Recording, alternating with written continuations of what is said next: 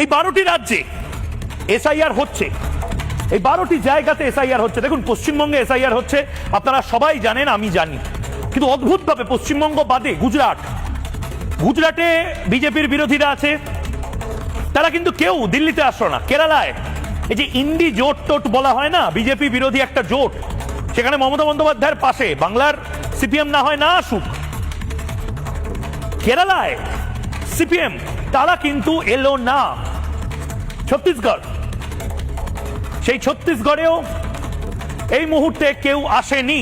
রাজ্য, এই 12টি রাজ্যের একটা জায়গাতে, গোয়া, কেরালা, গুজরাট, মধ্যপ্রদেশ, ছত্তিশগড়, পশ্চিমবঙ্গ, উত্তরপ্রদেশ, এই প্রত্যেকটি জায়গার একটা জায়গাতেও মমতা বন্দ্যোপাধ্যায়ের সঙ্গে পাশে দাঁড়াবার জন্য কোনো কংগ্রেসের, কোনো সমাজবাদী পার্টির, কোনো কেরালার, তামিলনাড়ুর কোনো বিজেপি বিরোধী কোনো রাজনৈতিক দল মমতার বিরুদ্ধে পাশে দাঁড়ানোর জন্য এসেছে। তামিলনাড়ুতে মমতা বন্দ্যোপাধ্যায়ের একেবারে জোট সঙ্গী যারা, তারা রয়েছেন। তামিলনাড়ুতে এম কে স্ট্যালিন নেই। আন্দামান নিকোবরে এত বাঙালি রাজনীতিবিদ রয়েছেন। আন্দামান নিকোবরে একটা সময় তৃণমূল কংগ্রেস নিজের দাঁত ফুটাতে পেরেছিল, তৃণমূল কংগ্রেসে কেউ আন্দামান নিকোবর থেকে আসেনি।